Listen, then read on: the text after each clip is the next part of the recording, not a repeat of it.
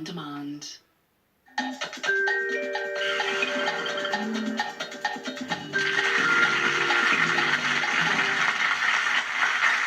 Welcome back. Yes, if a cat goes flying through the air, maybe it's been catapulted. Well, normally at this time, David Astle speaks to us about various types of words, but tonight we've had to replace his segment with some important financial advice. Actually, yes, it's David Astle. It is, mate, but it is financial advice, isn't it? Please don't do this at home, whatever I say. This is, I do not know the difference between an Ords and the Nikkei index, but I do know that two Italians have given us two financial schemes. Now, the first may be familiar to most, and that is the Ponzi scheme. That's named after a gentleman called Charles Ponzi, who came to America in 1903 from Italy.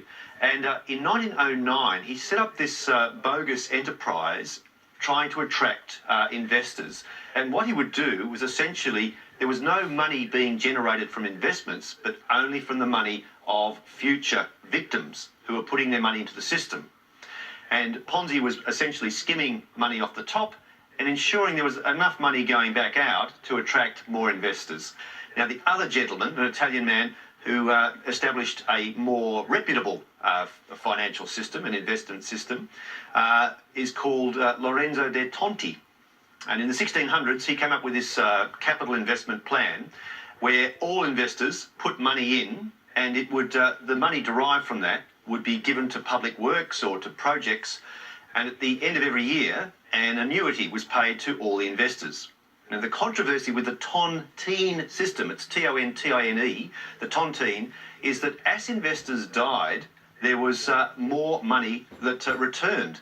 And Agatha Christie loved this, and there's many tontines in her book, and eventually, if one of the investors survives, then he gets the whole lot. So you can imagine that being the perfect matrix for a whodunit mystery. Wow, it's absolutely fascinating, but I have to tell you what, I'm glad I just put my paycheck under the mattress. Yeah, that's right. It's the place to keep it. That's exactly what you Very should good do. financial advice. Thank you, David.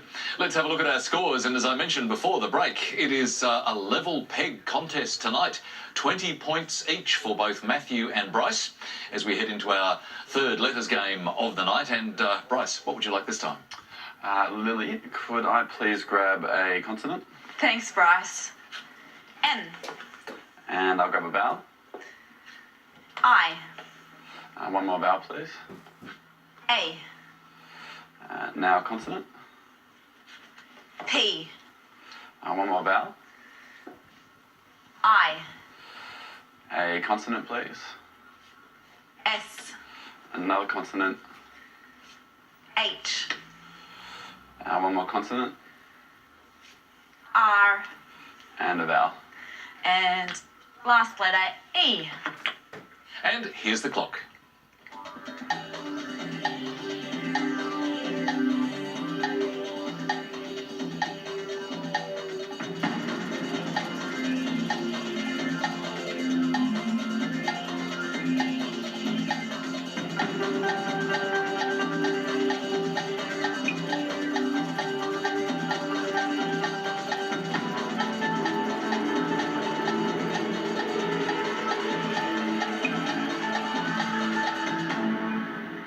Well, Bryce, how many for you that time? 6. 6 for you, Matthew? 7 for me. Let's hear yours first, please, Bryce. Shiner. And Matthew? Sharpen. Sharpen.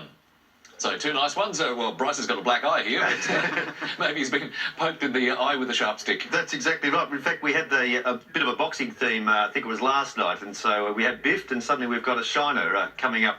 But Sharpen, a lovely 7, and I went one further when I saw that, in fact, I was looking for ship, something ship, and then I was playing around again with the ERS, and then saw pin. Looked back and found hair. Hair, pin, plus an S, hairpins for an 8. Very nice work. And good work from Matthew as well for 7 points.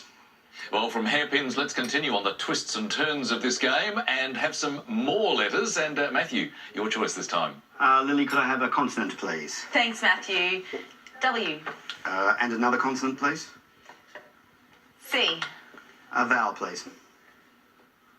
O. Another vowel? A. A consonant, please? S. Another consonant? M. A vowel? O.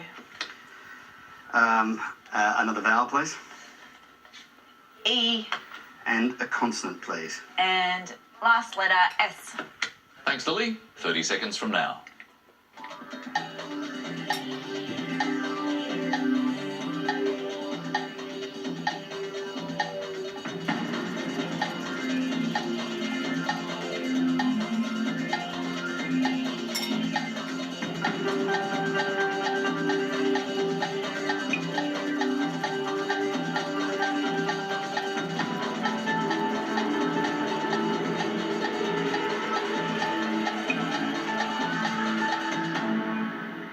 Well, Matthew, you seem to have been enjoying the words tonight. How many this time? 6 for me, Richard. And what about you, Bryce? Just a 5. What was your 5? It was comas. And yours, Matthew? Cameos. Well, an appearance in a film, maybe even one of your own. Cameos is a wonderful film term, and the best that I could find as well, cosmos being another possible 6. Excellent work. 6 points to Matthew. Let's move back to some numbers now, and this time, Bryce, what combinations would you like? Thanks, Richard. Lily, could I please grab 1 large number and 5 small numbers? Thanks, Bryce. 1 large, 5 small. And starting with the smalls, 2, 3, 9, 2, 5, and the large number is 75, and the target to reach is 199. Thanks, Lily. Let's head there now.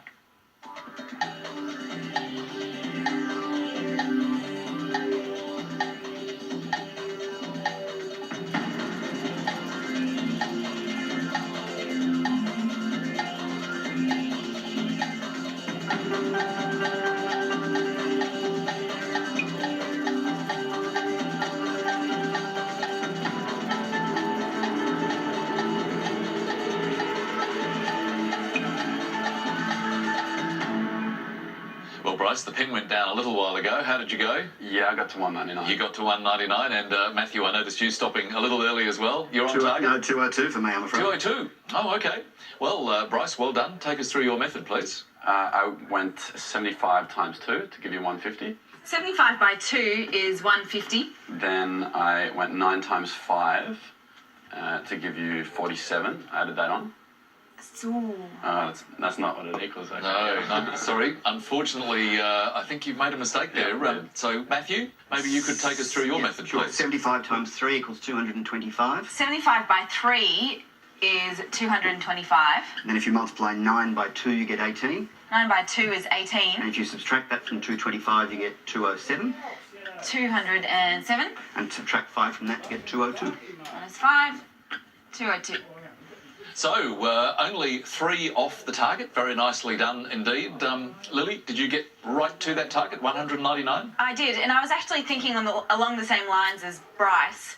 And the way you do it is if you add the 2 to 75 and times that by 2, that gives you 154.